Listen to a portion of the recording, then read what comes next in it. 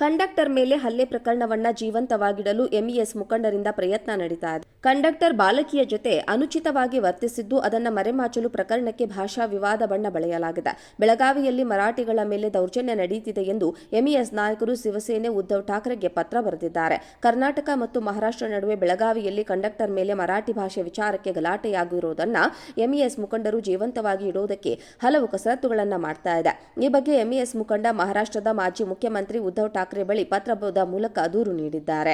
ಜೊತೆಗೆ ಕರ್ನಾಟಕದಲ್ಲಿ ಮರಾಠಿ ಭಾಷಿಕರ ಮೇಲೆ ಕನ್ನಡಿಗರು ಭಾರೀ ದೌರ್ಜನ್ಯವನ್ನ ಮಾಡ್ತಾ ಇವೆ ಎಂದು ಹೇಳಿದ್ದಾರೆ. ಜೊತೆಗೆ ಮರಾಠಿ ಮಾತನಾಡುವ ಬಾಲಕಿ ಮೇಲೆ ಕಂಡಕ್ಟರ್ ಅನುಚಿತವಾಗಿ ನಡೆದುಕೊಂಡರೂ ಅದನ್ನ ಮುಚ್ಚಿಹಾಕಲು ಭಾಷೆಯನ್ನ ಎತ್ತಿಕಟ್ಟಿದ್ದಾರೆ ಎಂದು ಹೇಳಿದ್ದಾರೆ. ಈ ಮೂಲಕ ಕರ್ನಾಟಕ ಹಾಗೂ ಮಹಾರಾಷ್ಟ್ರ ನಡುವೆ ಗಡಿ ವಿವಾದವನ್ನು ಇಟ್ಟುಕೊಂಡು ಶಿವಸೇನೆ ಹಾಗೂ ಎಂಇಎಸ್ ಮಹಾರಾಷ್ಟ್ರದಲ್ಲಿ ರಾಜಕಾರಣ ಮಾಡುತ್ತಿವೆ. ಇದೀಗ ಕಂಡಕ್ಟರ್ ಪ್ರಕರಣವನ್ನು ಜೀವಂತವಾಗಿಟ್ಟು ಹೋರಾಟ ಮುಂದುವರಿಸಲು ಮುಂದಾಗಿವೆ. ಕಂಡಕ್ಟರ್ ಮೇಲೆ ಪೋಕ್ಸೋ ಕೇಸ್ ದಾಖಲಿಸಿದ್ದ ಯುವತಿ ಹಾಗೂ ಅವರ ಮನೆಯವರೇ ದೂರನ್ನು ವಾಪಸ್ ಪಡೆದುಕೊಂಡಿದ್ದು ಬೇ ರಿಪೋರ್ಟ್ ಸಲ್ಲಿಕೆ ಮಾಡಲಾಗಿದೆ. ಆದರೂ ಈ ಪ್ರಕರಣ ಜೀವಂತವಾಗಿ ಇಟ್ಟುಕೊಂಡು ಸ್ಥಳೀಯ ಪಂಚಾಯತ್ ಚುನಾವಣೆ ರಾಜಕಾರಣ ಮಾಡಲು ಮುಂದಾಗಿವೆ ಎಂದು ತಿಳಿದುಬಂದಿದೆ. ಕಂಡಕ್ಟರ್ ಮೇಲೆ ಹಲ್ಲೆ ಪ್ರಕರಣವನ್ನ ಜೀವಂತವಾಗಿಡಲು ಎಂಇಎಸ್ ಮುಖಂಡರಿಂದ ಪ್ರಯತ್ನ ನಡೀತಾ ಇದೆ. ಕಂಡಕ್ಟರ್ ಬಾಲಕಿಯ ಜೊತೆ ಅನುಚಿತವಾಗಿ ವರ್ತಿಸಿದ್ದು ಅದನ್ನ ಮರೆಮಾಚಲು ಪ್ರಕರಣಕ್ಕೆ ಭಾಷಾ ವಿವಾದ ಬಣ್ಣ ಬಳಿಯಲಾಗಿದೆ. ಬೆಳಗಾವಿಯಲ್ಲಿ ಮರಾಠಿಗಳ ಮೇಲೆ ದೌರ್ಜನ್ಯ ನಡೆಯುತ್ತಿದೆ ಎಂದು ಎಂಇಎಸ್ ನಾಯಕರು ಶಿವಸೇನೆ ಉದ್ಧವ್ ಠಾಕ್ರೆಗೆ ಪತ್ರ ಬರೆದಿದ್ದಾರೆ. ಕರ್ನಾಟಕ ಮತ್ತು ಮಹಾರಾಷ್ಟ್ರ ನಡುವೆ ಬೆಳಗಾವಿಯಲ್ಲಿ ಕಂಡಕ್ಟರ್ ಮೇಲೆ ಮರಾಠಿ ಭಾಷೆ ವಿಚಾರಕ್ಕೆ ಗಲಾಟೆಯಾಗಿರುವುದನ್ನ ಎಂಇಎಸ್ ಮುಖಂಡರು ಜೀವಂತವಾಗಿ ಇಡುವುದಕ್ಕೆ ಹಲವು ಕಸರತ್ತುಗಳನ್ನ ಮಾಡ್ತಾ ಇದೆ. ಈ ಬಗ್ಗೆ ಎಂಇಎಸ್ ಮುಖಂಡ ಮಹಾರಾಷ್ಟ್ರದ ಮಾಜಿ ಮುಖ್ಯಮಂತ್ರಿ ಉದ್ಧವ್ ಠಾಕ್ರೆ ಬಳಿ ಪತ್ರದ ಮೂಲಕ ದೂರು ನೀಡಿದ್ದಾರೆ.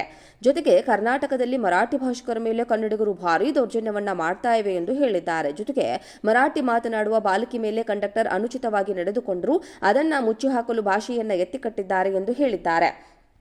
ಈ ಮೂಲಕ ಕರ್ನಾಟಕ ಹಾಗೂ ಮಹಾರಾಷ್ಟ್ರ ನಡುವೆ ಗಡಿ ವಿವಾದವನ್ನು ಇಟ್ಟುಕೊಂಡು ಶಿವಸೇನೆ ಹಾಗೂ ಎಂಇಎಸ್ ಮಹಾರಾಷ್ಟ್ರದಲ್ಲಿ ರಾಜಕಾರಣ ಮಾಡುತ್ತಿವೆ. ಇದೀಗ ಕಂಡಕ್ಟರ್ ಪ್ರಕರಣವನ್ನು ಜೀವಂತವಾಗಿಟ್ಟು ಹೋರಾಟ ಮುಂದುವರಿಸಲು ಮುಂದಾಗಿವೆ. ಕಂಡಕ್ಟರ್ ಮೇಲೆ ಪೋಕ್ಸೋ ಕೇಸ್ ದಾಖಲಿಸಿದ್ದ ಯುವತಿ ಹಾಗೂ ಅವರ ಮನೆಯವರೇ ದೂರನ್ನು ವಾಪಸ್ ಪಡೆದುಕೊಂಡಿದ್ದು ಬೇ ರಿಪೋರ್ಟ್ ಸಲ್ಲಿಕೆ ಮಾಡಲಾಗಿದೆ. ಆದರೂ ಈ ಪ್ರಕರಣ ಜೀವಂತವಾಗಿ ಇಟ್ಟುಕೊಂಡು ಸ್ಥಳೀಯ ಪಂಚಾಯತ್ ಚುನಾವಣೆ ರಾಜಕಾರಣ ಮಾಡಲು ಮುಂದಾಗಿವೆ ಎಂದು ತಿಳಿದುಬಂದಿದೆ.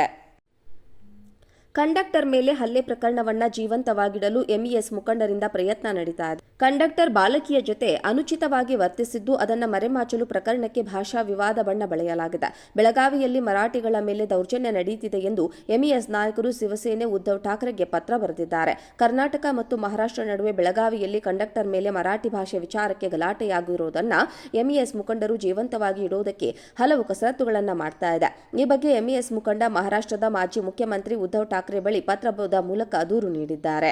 ಜೊತೆಗೆ ಕರ್ನಾಟಕದಲ್ಲಿ ಮರಾಠಿ ಭಾಷಿಕರ ಮೇಲೆ ಕನ್ನಡಿಗರು ಭಾರೀ ದೌರ್ಜನ್ಯವನ್ನ ಮಾಡ್ತಾ ಇವೆ ಎಂದು ಹೇಳಿದ್ದಾರೆ. ಜೊತೆಗೆ ಮರಾಠಿ ಮಾತನಾಡುವ ಬಾಲಕಿ ಮೇಲೆ ಕಂಡಕ್ಟರ್ ಅನುಚಿತವಾಗಿ ನಡೆದುಕೊಂಡರೂ ಅದನ್ನ ಮುಚ್ಚಿಹಾಕಲು ಭಾಷೆಯನ್ನ ಎತ್ತಿಕಟ್ಟಿದ್ದಾರೆ ಎಂದು ಹೇಳಿದ್ದಾರೆ.